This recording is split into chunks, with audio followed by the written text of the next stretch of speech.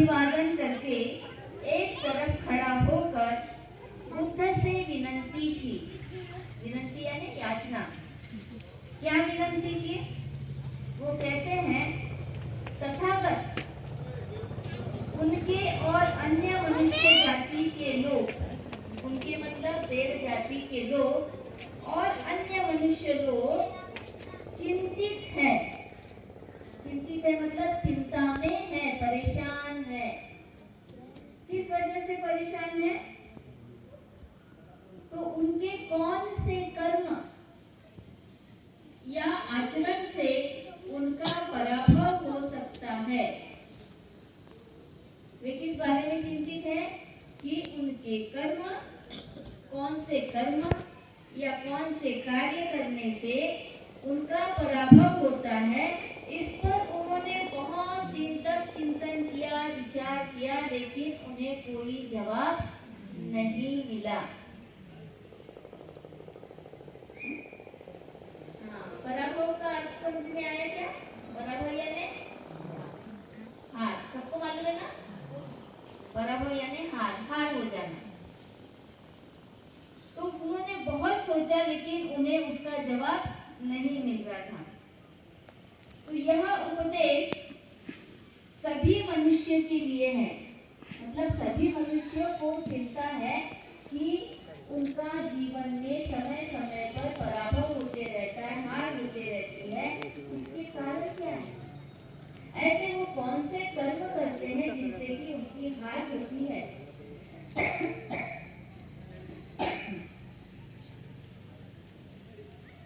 तो इस सूत्र में बुद्ध का यह जो उपदेश है, अच्छा ये मैंने बहुत डिटेल में लिखा है, इसको बताने की जरूरत नहीं है। यहाँ सबसे पहले क्या कह रहे हैं? पराभवंतं पुरुषं मयं पुच्छाम गौतम भगवंतं पुच्छमागम कि पराभवतो मुखम। यानी तथागत से पूछता है, हे गौतम, हम पूछते हैं व्यक्ति को कब पराभव का मुंह देखना पड़ता है। कृपया आप पराभव का कारण बताएं। ऐसा उस देवता ने बुद्ध से कहा। फिर क्या कहते हैं? और सुविज्ञानो भवम होती सुविज्ञानो पराभवो धम्म कामो भवम होती धम्म दसी पराभवो। तो बुद्ध क्या उत्तर दे रहे हैं उनको? सफलता पाने वाला व्यक्ति, सफलता पाने वाला यानी जो जीतता है, जिसको यश मिलता है, ऐसा व्यक्ति सरलता से पहचाना जा सकता है। उसी प्रकार असफल होने वाला व्यक्ति भी पहचाना जा सकता है। दो तरह के व्यक्ति होते हैं। व्यक्ति यानी आदमी, व्यक्ति यानी आदमी या मनुष्य। कितने तरह के होते हैं? दो तरह के, एक सफल और दूसरा असफल, यानी एक जीता हुआ और एक हारा हुआ। जैसे जीता हुआ व्यक्ति पहचान में आता है, वैसा ही हारा हुआ व्यक्ति भी पहचान में आता है, ऐसा बुद्ध कहते हैं। जो सफलता प्राप्त करता है वह धर्म का पालन करने वाला होता है। बुद्ध क्या कह रहे हैं? जो सफलता प्राप्त करता है, जो जीतता है, वो धर्म का पालन करने वाला होता है। उसी प्रकार जो असफल होता है वह धर्म का द्वेष करने वाला होता है। तो कितने तरह के लोग हो गए? दो तरह के, एक धर्म का पालन करने वाला और दूसरा धर्म का द्वेष करने वाला, धर्म को नहीं मानने वाला। और जो व्यक्ति धर्म का पालन करने वाला होता है वह सफल होता है, और जो व्यक्ति धर्म का द्वेष करने वाला होता है वो हारा हुआ व्यक्ति होता है। इस तरह से पहले बात का उन्होंने जवाब दिया। यानी सफल व्यक्ति अपने जीवन में इसलिए सफल होता है क्योंकि वह सही गलत का अंतर समझता है। 2 दिन से भट्टे जी पढ़ा रहे हैं आपको, ये चीज पढ़ाए, सही गलत का अंतर करते आना।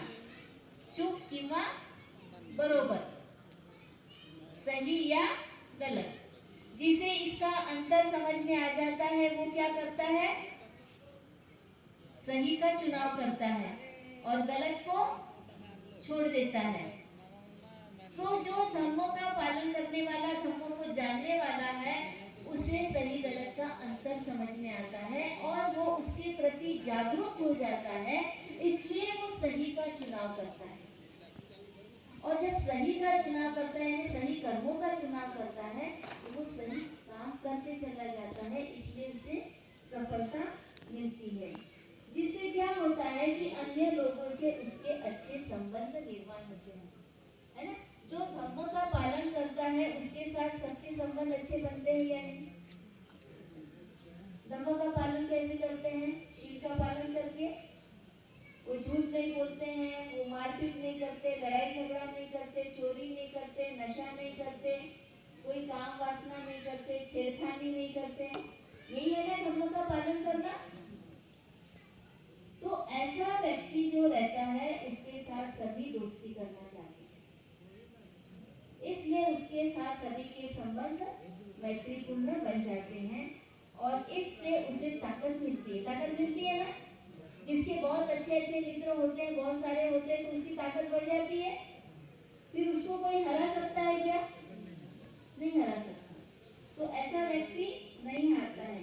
लेकिन बिल्कुल उसका उलट, जो धर्म को नहीं जानता है, जो धर्म का द्वेष करता है, धर्म को समझना ही नहीं चाहता है, तो उसको सही गलत में अंतर भी करना नहीं आता है।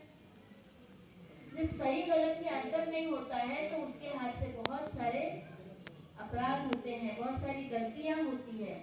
वो अच्छा आचरण नहीं करता, दूसरों के साथ अच्छा व्यवहार नहीं करता है, जिसकी वजह से सारे उसके शत्रु हो जाते हैं, है ना। गलत व्यवहार करने से शत्रु बनेंगे कि मित्र बनेंगे, शत्रु बने। शत्रु समझता है ना, दुश्मन। तो शत्रु बन जाते हैं, कोई उसको पसंद नहीं करता है और फिर वो अकेला पड़ जाता है और उसकी जीवन में हार हो जाती है। अकेला व्यक्ति क्या कर सकता है, किसी समस्या का सामना कर सकता है क्या। अच्छे व्यक्ति के लिए कोई भी दौड़ के आता है, लेकिन बुरे व्यक्ति के लिए कोई दौड़ के आएगा, उसकी मदद करेगा, तो इससे उसकी हार हो जाती है। इस तरह से उसे पराभव का मुख देखना पड़ता है। अब क्या कहता है देवता बुद्ध से, इति हेतम निजानाम पठमो सो पराभवो द्वितीयं भगवा गुहि की पराभवतो मुखम। वो कहते हैं तथागत से पराभव का पहला कारण तो सरलता से समझ आ गया, कृपया आप पराभव का दूसरा कारण बताएं। वो कौन सा कारण था, पहला कारण, एक जो धर्म का द्वेष करता है उसका पराभव होता है, ये पहला कारण समझ में आया। अब वो कह रहा है कि दूसरा कारण बताओ तुम पराभव का। तो बुद्ध कहते हैं असंतसतीया होती संतेन कृते कियम असतम धम्म रोचेति तम पराभवतो मुखम।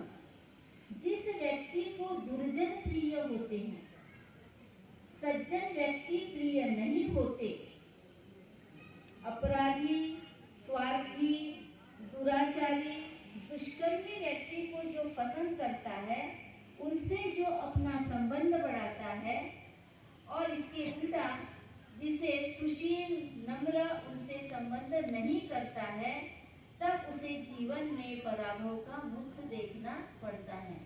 क्या कारण बता रहे हैं यहाँ पे पराभव के। कुछ लोग ऐसे होते हैं जिनको दुर्जन लोग पसंद आते हैं। हम कहते हैं दुर्जन को दुर्जन पसंद आते हैं। दुर्जन समझता है, बुरा व्यक्ति,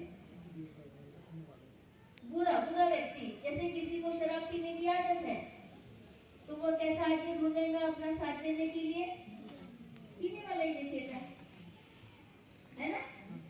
किसी को जुआ खेलने की आदत है, तो वो किसको ढूंढेगा, जुआ खेलने वाले को।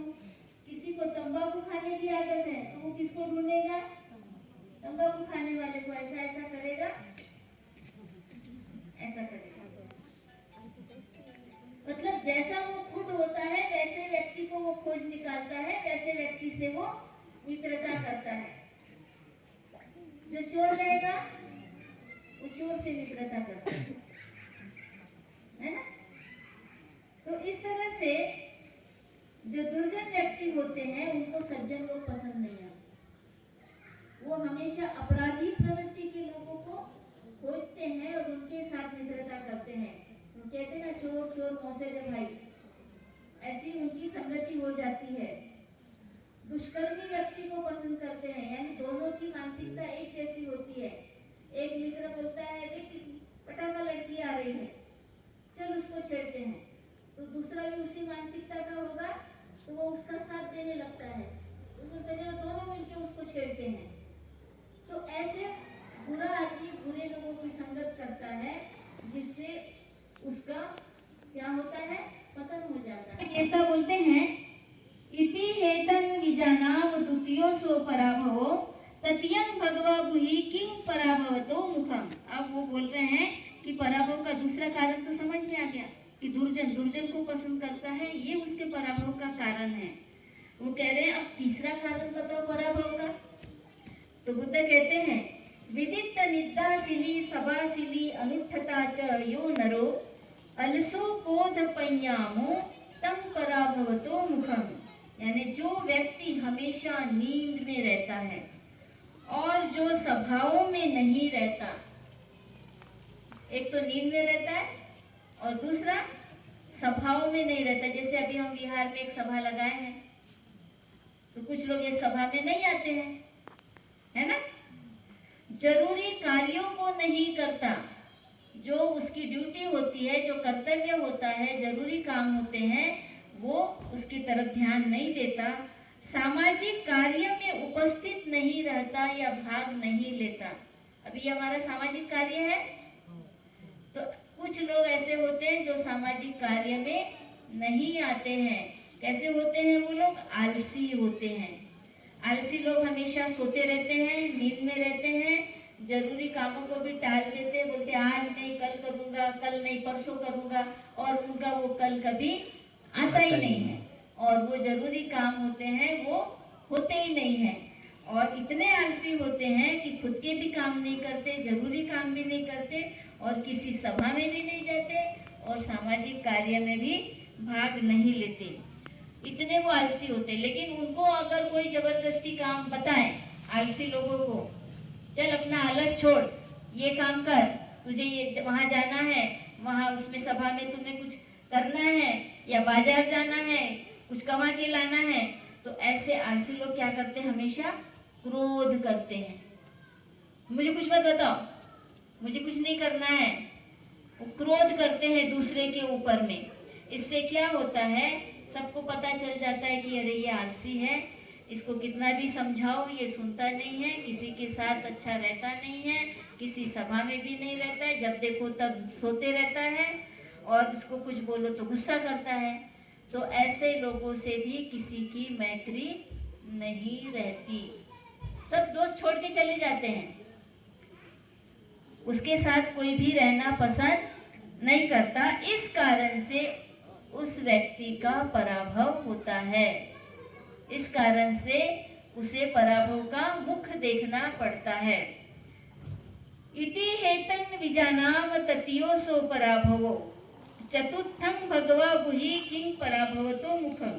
देवता कह रहा है तथागत से, तीसरे पराभव का तीसरा कारण हमें सरलता से समझ आ गया है, कृपया आप पराभव का चौथा कारण बताएं। तीसरा कारण समझ में आया ना, आलसी और क्रोधी।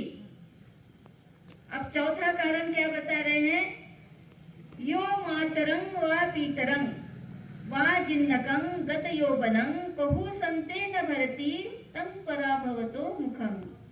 जो व्यक्ति माता अथवा पिता अथवा बूढ़ों का जिनका यौवन चला गया है, यानी जो जवान नहीं रहे, बूढ़े हो गए हैं, उनका सक्षम होकर भी भरण पोषण नहीं करता है। कैसा व्यक्ति है? सक्षम है। सक्षम यानी अच्छा कमाता है, उसके पास में सब कुछ है, पैसा है, जवानी भी है, हाथ पैर सही सलामत है। ऐसा व्यक्ति अपने बूढ़े माता पिता या अन्य जो घर के बूढ़े लोग हो जाते हैं, उनका भरण पोषण नहीं करता, उनका पालन पोषण नहीं करता, उनको खाने पीने को नहीं देता, उसकी देखभाल नहीं करता है, तो ऐसे व्यक्ति को पराभव का मुख देखना पड़ता है।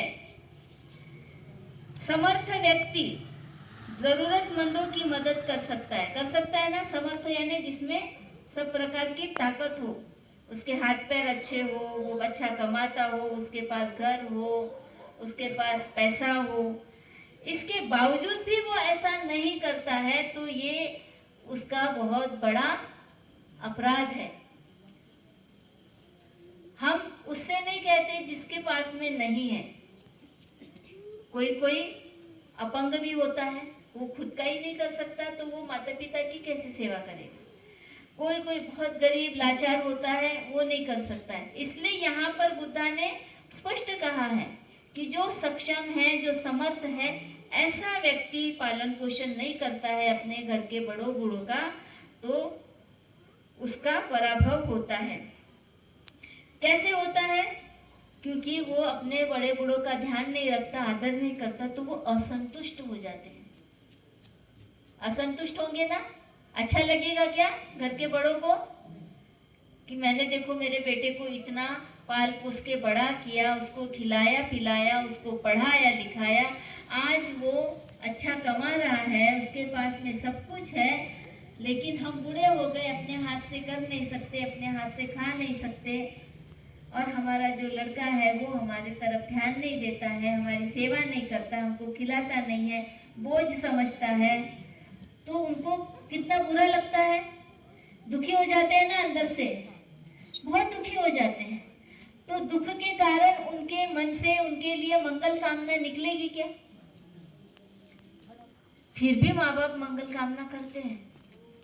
वो भूखे भी रहते ना, तो भी बोलते बेटा ध्यान से जाना, रास्ते से ध्यान से गाड़ी चलाना, तेज मत चलाना। वही किंग पराभवतो मुखम, यानी हमको चौथा कारण तो समझ में आ गया। क्या था चौथा कारण? चौथा कारण क्या बताया था? जो सक्षम होकर अपने माता पिता और बूढ़ों की सेवा नहीं करते, ध्यान नहीं रखते, इस वजह से पराभव होता है। अब देवता कह रहे कि ये चौथा कारण हमें समझ में आ गया, अब आप पराभव का पांचवा कारण बताएं। तो बुद्ध कहते हैं यो बोधि सत्तं वा समनं वा अयं वापि वनिपगं मुसावादे न वंचति तं पराभवतो मुखम। जो व्यक्ति विद्वानों को या श्रमणों को या अन्य किसी भी व्यक्ति को, भिखारी को झूठ बोलकर लूटता है, कैसा व्यक्ति? झूठ बोलने वाला है। किनको लूटता है? जो विद्वान होते हैं, जो श्रमण यानी सन्यासी। श्रमण किसको कहते हैं? सन्यासियों को जिन्होंने ग्रह त्याग कर दिया है, और जो सन्यासी हो गए उनको श्रमण कहते हैं। हम लोग कौन है? श्रमण है। श्रमणों को और भिखारी को भी, गरीब भिखारी भी होते हैं, ऐसे लोगों को भी झूठ बोलकर लूटता है। मतलब उसका लेवल पूरा गिरा हुआ रहता है, ना वो विद्वानों को छोड़ता है, ना श्रमणों को छोड़ता है, ना भिखारियों को छोड़ता है। उनके साथ में वो झूठ बोलकर ठगी करता है, लूटमार करता है। जैसे हम लोग रील में देखते हैं, बहुत सारी रील ऐसी बनाई हुई है ना कि कोई अंधा है और कटोरे में वो ऐसा मांग रहा है, पैसा मांग रहा है, अंधा है, उसको दिखाई नहीं देता, उसके कटोरे में बहुत सारे पैसे होते हैं। और कुछ लोग क्या करते हैं, वहाँ से गुजरते गुजरते देखते हैं इसके कटोरे में तो बहुत पैसा है, इसको तो दिखाई नहीं देता। वो पैसे देने के बदले क्या करता है, उस कटोरे से पैसे उठा लेता है। तो ये क्या हो गया? भिखारी को भी लूटना हो गया, बेईमानी हो गई। तो ऐसा व्यक्ति का कितना पतन होगा? उसका कोई चरित्र रहा? कोई चरित्र नहीं रहा।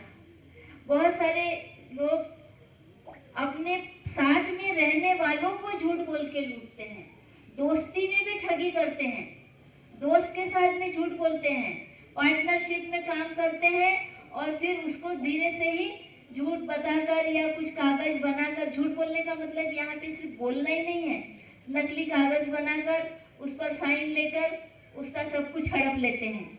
घर में भी ऐसे करते हैं रिश्तेदारों के साथ में।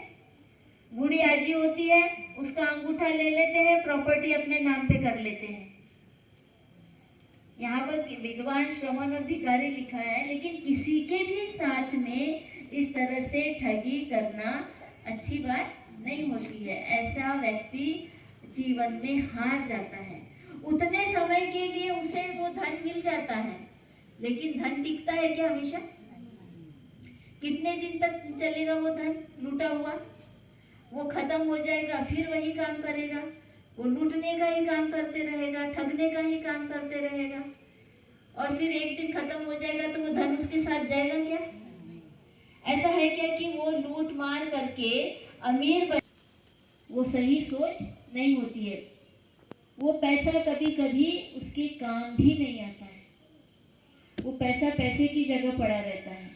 बहुत सारे अमीरों की ऐसी जीवनी रही है कि उन्होंने बहुत पैसा कमाया, लेकिन आखिरी समय में क्या होता है, कई तरह की बीमारियां हो जाती हैं और डॉक्टर बोलता है ये मत खाओ, वो मत खाओ, वो मत खाओ। वो पैसा भी उसके काम नहीं आता है, और आखिरी समय में फिर जब हॉस्पिटल में भर्ती करते हैं तब भी उसको कुछ खाने को नहीं दिया जाता है। इधर से नली लगाते हैं, उधर से नली लगाते हैं, नाक में से नली लगाते हैं, उसमें से पानी पहुंचाते हैं, पूरे समय बेड पे पड़ा रहता है, आखिरी में खत्म हो जाता है। तो वो चोरी का पैसा काम आया क्या?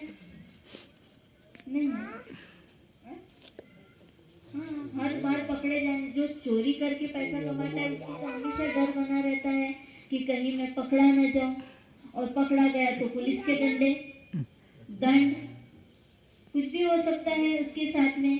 तो वो कभी सुखी नहीं होता है, उसका पराभव निश्चित होता है।